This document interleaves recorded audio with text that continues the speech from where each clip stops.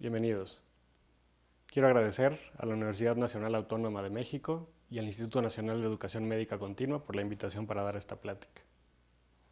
Soy el doctor Juan Manuel Calleja Castillo, neurólogo clínico, con cargo de médico adscrito en el Instituto Nacional de Neurología y Neurocirugía y en el Centro Neurológico ABC. El día de hoy vamos a ver un tema que es exploración neurológica y localización en los nervios craneales.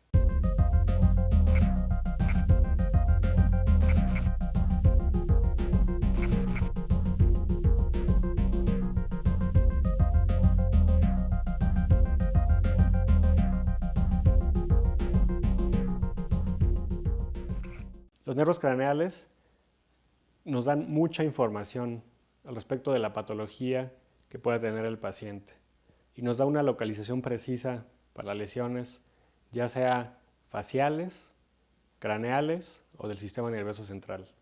Existen 12 nervios craneales y tenemos la posibilidad de explorar cada uno de ellos para tratar de buscar patología y para tratar de encontrar alguna localización para una lesión que produzca los hallazgos clínicos. El primer nervio craneal es el nervio olfatorio. Es un nervio puramente sensitivo que se encarga de la olfacción. Cuando hay lesión del primer nervio craneal, la manifestación clínica será pérdida de la olfacción, pero también del gusto. Un gran porcentaje de lo que nosotros detectamos como gusto proviene de oler los alimentos. Entonces, cuando un paciente tiene alguna alteración del primer nervio craneal, refiere también una gran pérdida del gusto. Es la única sensación que no se procesa en el tálamo. Y bueno, vamos a hablar un poquito de la anatomía de este nervio. En realidad, el primer nervio craneal solamente son unas pequeñas fibras que pasan a través de la placa cribiforme del etmoides. Estas pequeñas fibras captan las sustancias que están flotando en el aire, las identifican, transforman esta sustancia que es un estímulo químico en un estímulo eléctrico y permiten que este estímulo viaje a través de sus fibras para llegar al cerebro. Del nervio que está en la placa cribiforme pasa al bulbo olfatorio, de ahí al tracto olfatorio.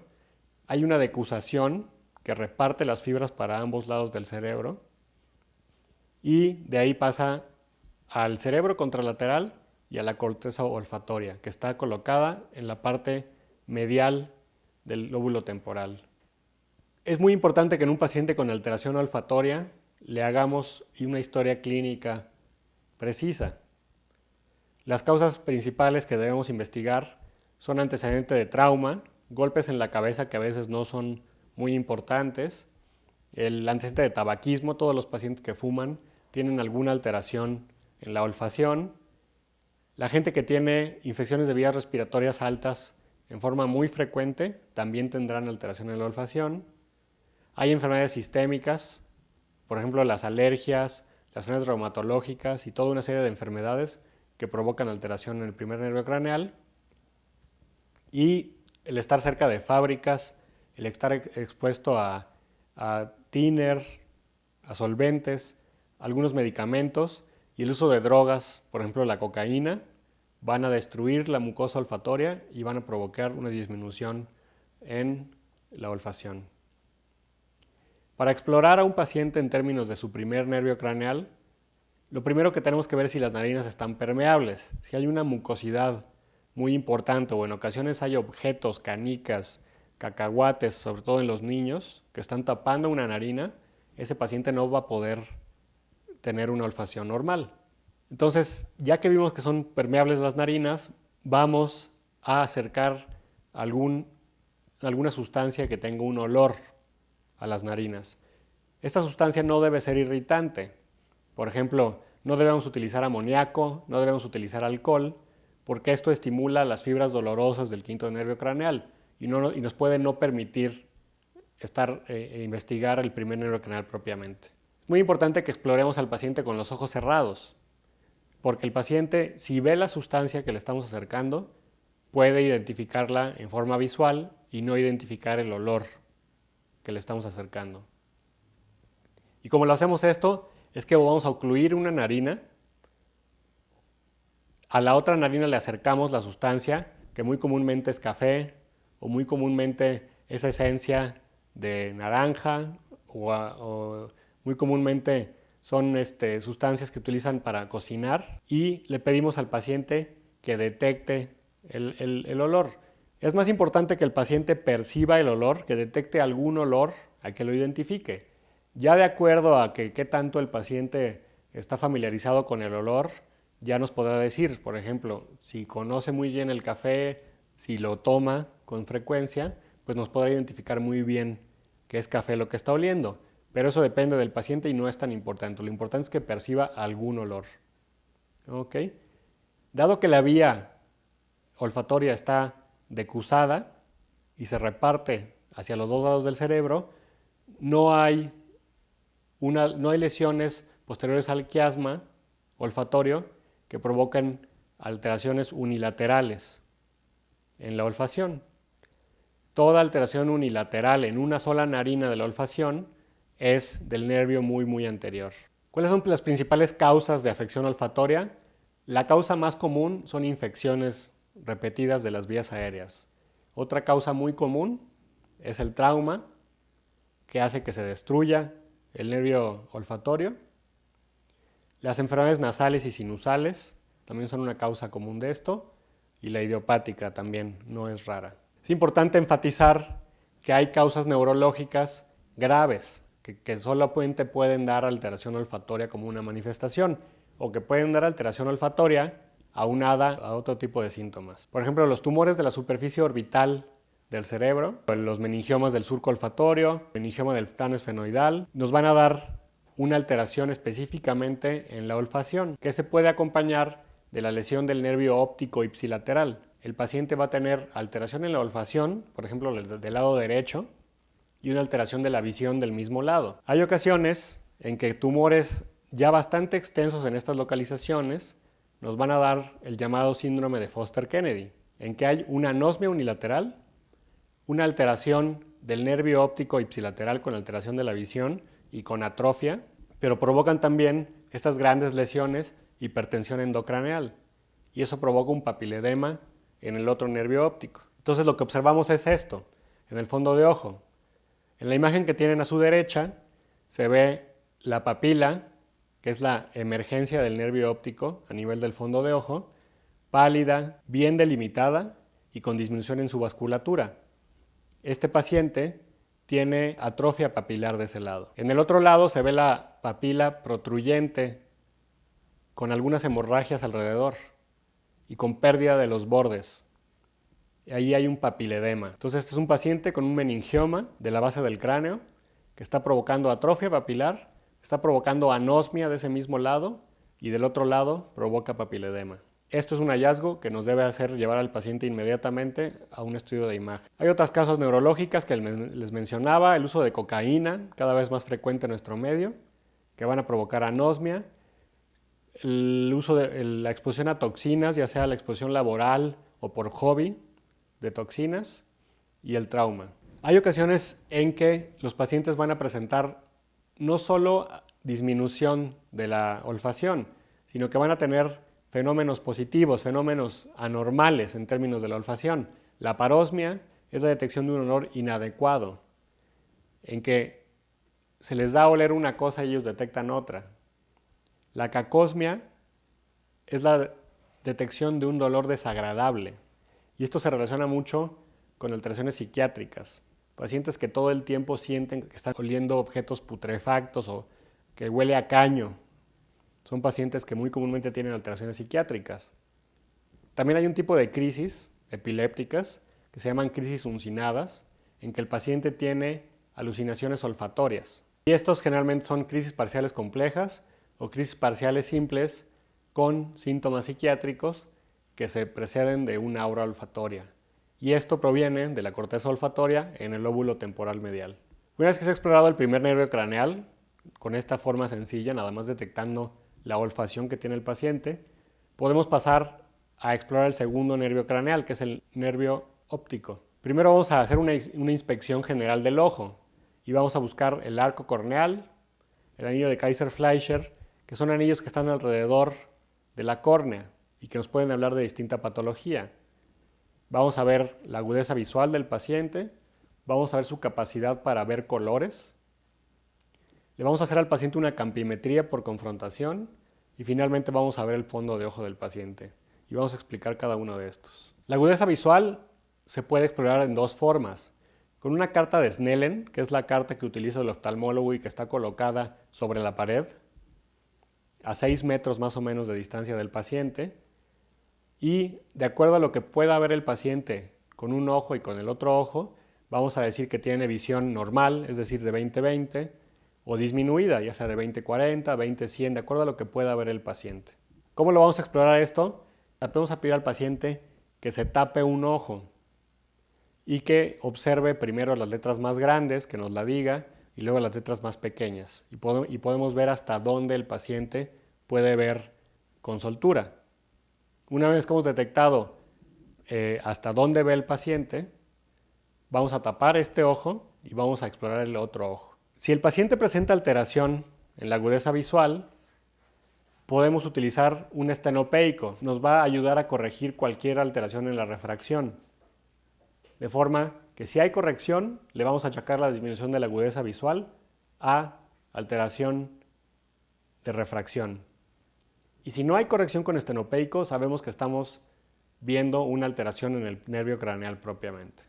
Cuando el paciente no es capaz de leer ninguna de las letras, inclusive las más grandes, vamos a intentar que el paciente cuente dedos y vamos a consignar a qué distancia los puede contar.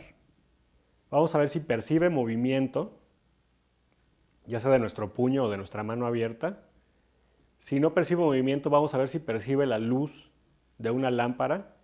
Y si no percibe ni siquiera la luz de una lámpara, vamos a ponerle NPL, que no percibe luz, que es la disminución total de la agudeza visual. Posteriormente vamos a ver cómo está la visión de colores del paciente. Siempre utilizamos para la exploración el color rojo y el color verde, porque la alteración más común en la visión de colores es para estos colores y se da por el daltonismo, que está presente en el 3 a 4% de los hombres y en algunas mujeres raramente. Vamos a proceder a hacer una campimetría por confrontación. La campimetría por confrontación es para detectar alteración en los campos visuales. Los campos visuales es el perímetro de visión que tenemos y puede ser normal o puede estar disminuido. El perímetro de visión que tenemos es normal hasta 90 grados en el aspecto temporal, hasta 60 grados en el aspecto nasal, hasta 50 grados en el aspecto superior y hasta 60 grados en el aspecto inferior. ¿Cómo se hace una campimetría por confrontación?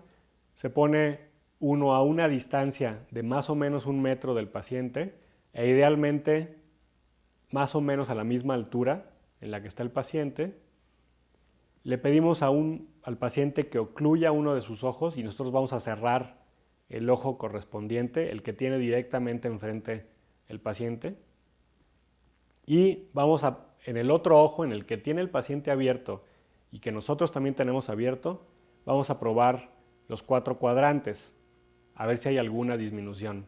Para esto podemos utilizar nuestro dedo, podemos utilizar algún objeto, de preferencia un plumón fosforescente o algún objeto que sea fácilmente identificable. Podemos utilizar dinero o podemos utilizar una lámpara que llame la atención del paciente. ¿Qué podemos encontrar en esta campimetría? Primero que nada podemos encontrar escotomas. Un escotoma es un área de visión disminuida rodeada de visión normal. Es una laguna en la cual el paciente no ve. A veces cuando son muy pequeños son difíciles de encontrar por confrontación y solo se encontrarán a través de procesos de campimetría computada. Pero en ocasiones sí se pueden observar. Cuando el escotoma afecta la mácula, que es el área de mayor agudeza visual, se llama escotoma central. Cuando está cercano a la mácula, se llama paracentral. Cuando es seco central, va desde la papila hasta la mácula. Y hay otro tipo de variantes, cuando hay escotomas arqueados por lesiones de las fibras arqueadas de la retina. Una vez que hemos explorado la campimetría, vamos a podernos dar cuenta de que el paciente tiene una alteración en su campo visual. Y de acuerdo a la alteración que tiene, podemos sospechar una localización anatómica para la lesión. Vamos a hablar un poquito de cada una de las lesiones posibles y vamos a hablar de qué manifestación clínica daría. Por ejemplo, en el ejemplo A que tienen en su pantalla, hay una pérdida de la visión completa del ojo izquierdo. Eso es una amaurosis del ojo izquierdo y generalmente se da por la lesión A, que es una lesión del nervio óptico. El ejemplo B es una pérdida de la visión que se denomina hemianopsia heterónima bitemporal, en que ambos campos temporales están afectados y generalmente se da por lesión quiasmática, muy común en nuestro medio, por ejemplo por adenomas hipoficiarios.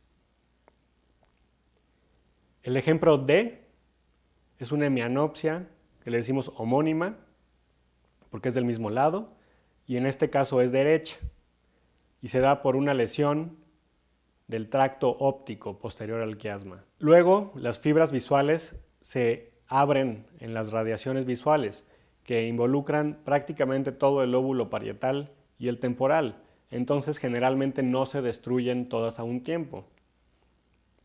Eso nos va a dar lugar a cuadrantanopsias. Cuando hay una lesión en el lóbulo parietal que destruye las radiaciones ópticas parietales, eso va a dar una cuadrantanopsia contralateral inferior. Y cuando hay una lesión temporal que destruye las radiaciones ópticas temporales, nos va a dar una cuadrantanopsia contralateral superior. Finalmente, en la lesión G que tienen en su pantalla, hay una lesión de la corteza visual primaria, que también nos va a dar lugar a una hemianopsia homónima contralateral, que tiene la particularidad en ocasiones de que respeta la mácula. El área de mayor agudeza visual está respetada cuando son lesiones corticales. Entonces, hemianopsia es pérdida de la mitad del campo visual, cuadrantanopsia es pérdida de un cuarto del campo visual. Decimos que es homónima cuando son del mismo lado los defectos, heterónima cuando son de lados contrarios. Puede ser completa o incompleta cuando es precisamente la mitad, decimos que es una hemianopsia completa. Cuando es un poco menos de la mitad, decimos que es una hemianopsia incompleta. Y puede ser congruente o incongruente la lesión. Cuando en los dos ojos es similar, decimos que es congruente. Y cuando en los dos ojos es distinta, decimos que no es congruente. Una vez que hemos explorado los campos visuales, vamos a ver el fondo de ojo. El fondo de ojo, los clínicos lo exploramos con un oftalmoscopio directo, que es el que traemos en nuestras bolsas. Hay otros aparatos que se pueden utilizar que son más grandes y más caros y los utilizan los oftalmólogos, pero la mayoría de los clínicos utilizamos un oftalmoscopio directo. Para explorar a un paciente con el oftalmoscopio, debemos utilizar el ojo derecho para explorar el ojo derecho del paciente y tomamos el oftalmoscopio con nuestra mano derecha. Debemos de tomar al paciente con la otra mano por el hombro o tocar la cabeza para que el paciente no mueva mucho su cabeza y podamos ver su fondo de ojo bien. Y es muy importante acercarse mucho al paciente, casi tocar el oftalmoscopio a su frente para que podamos ver el fondo de ojo. Lo primero que vamos a observar en el fondo de ojo es la papila, que es la emergencia del nervio craneal 2. La papila normalmente tiene que tener bordes definidos, tiene una hendidura fisiológica del cual emergen los vasos. Estos vasos generalmente no deben estar tortuosos. Podemos ver en ocasiones un poquito de palpitación sobre las venas, que se llama pulso venoso, lo cual es normal.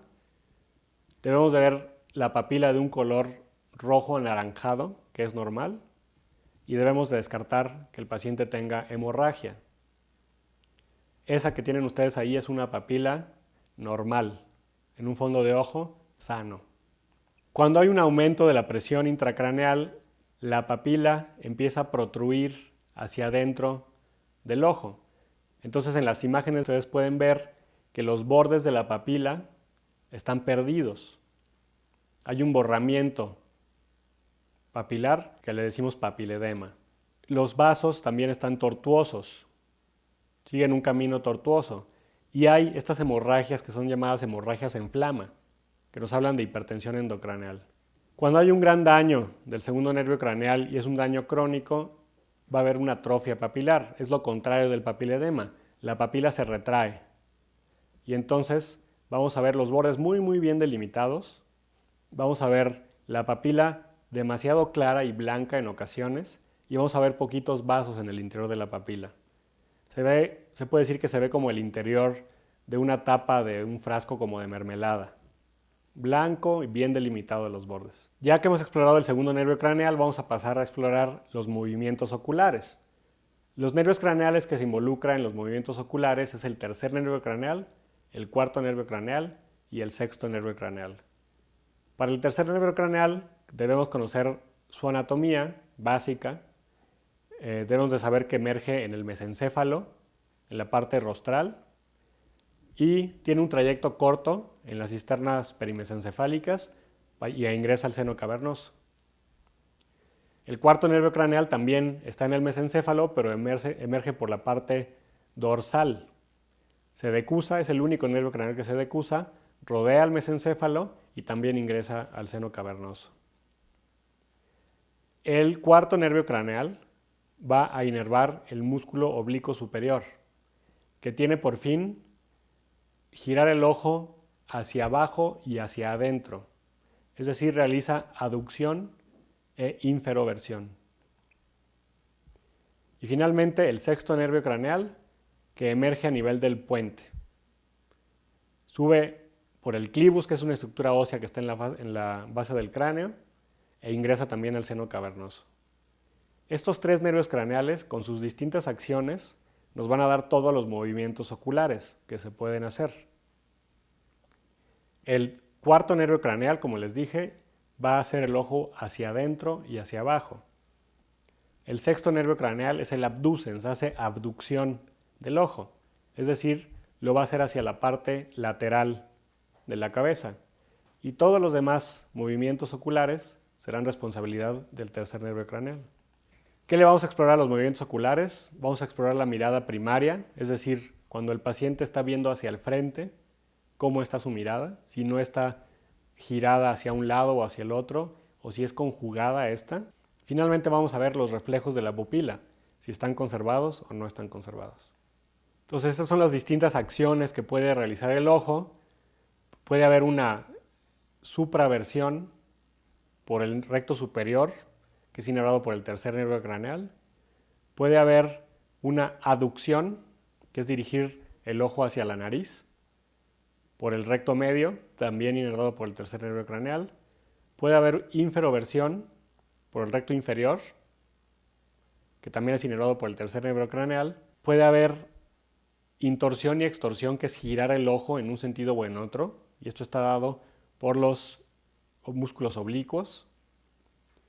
Y puede haber la abducción por el sexto nervio craneal, que es dirigir el ojo hacia la parte temporal, hacia la oreja. Como vamos a explorar los movimientos oculares, es realizando esta doble H.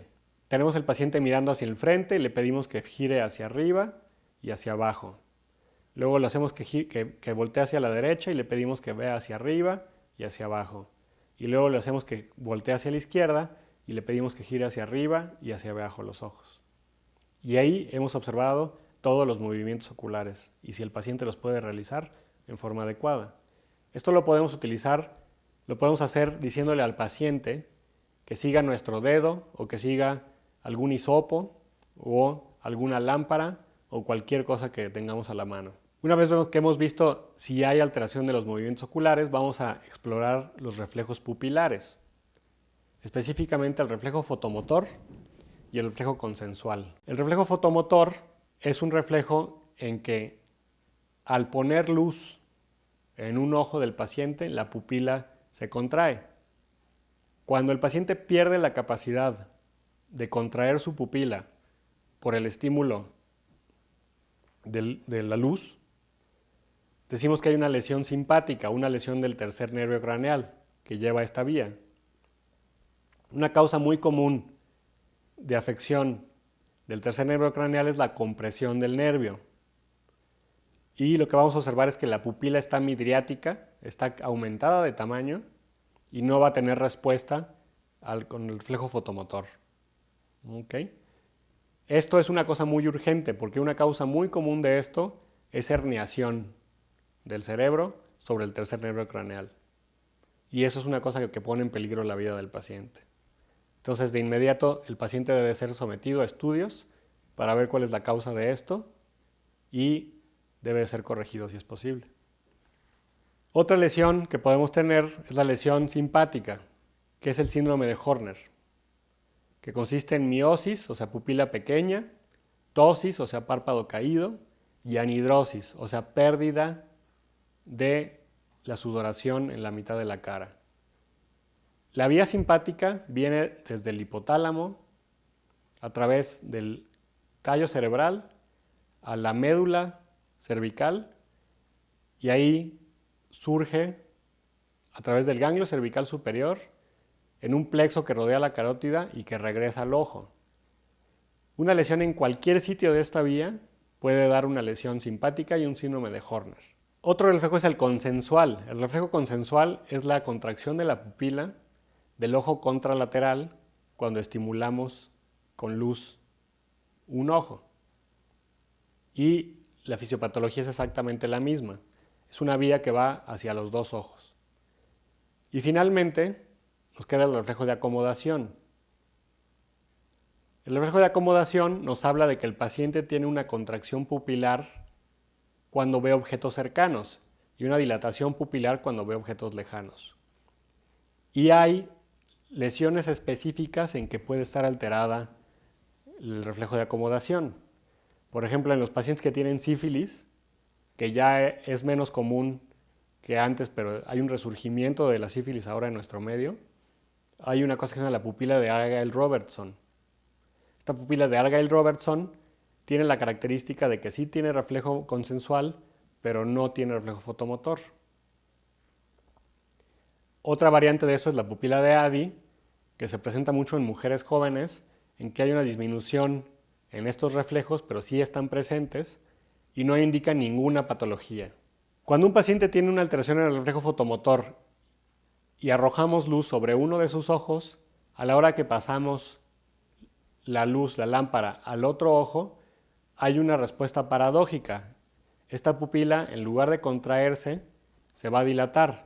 Y eso es una cosa que se llama la pupila de Marcus-Gunn.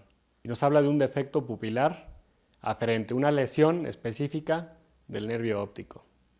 Una vez que hemos explorado los movimientos oculares, vamos a pasar a explorar el quinto nervio craneal, que es el nervio trigémino. La principal función del nervio trigémino es sensitiva. Nos da la sensibilidad de la cara.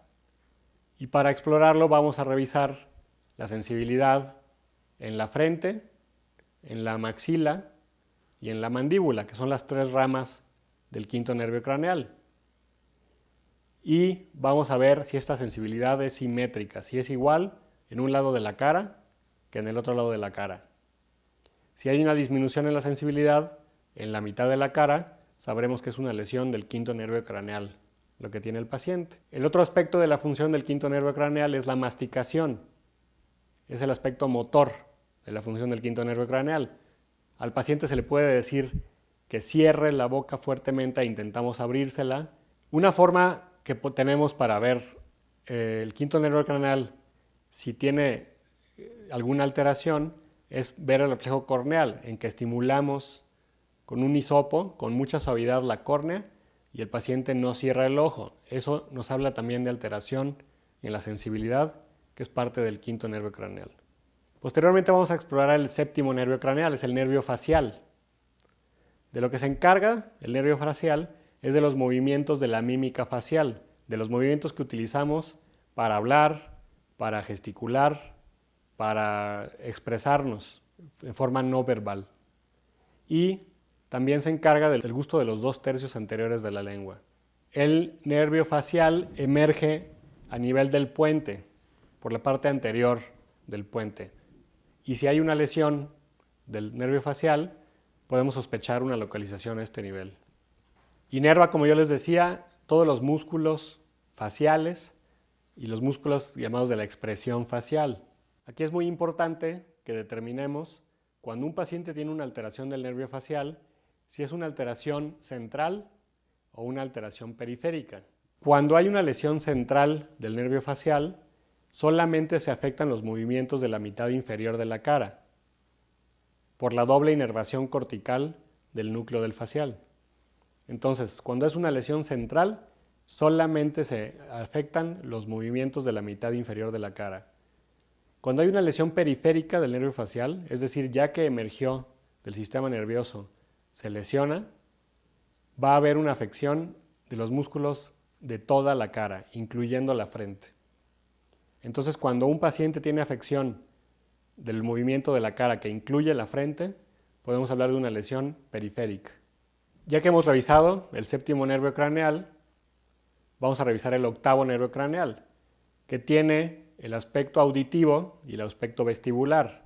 Generalmente lo que revisamos es el aspecto auditivo, con las maniobras de Schwabach, de Rinné y de Weber. Para realizar estas maniobras necesitamos tener un diapasón. La prueba de Schwabach consiste en poner el diapasón vibrando frente al oído y decirle al paciente que cuando lo deje de escuchar nos avise. Ya que el paciente nos avisa que no escucha el diapasón, lo ponemos contra nuestro oído y si lo oímos con bastante claridad es que el paciente comparativamente tiene una disminución en la agudeza auditiva respecto a la nuestra y que puede tener una lesión en el octavo nervio craneal. En la prueba de Rinné ponemos primero el mango del diapasón sobre la protuberancia temporal.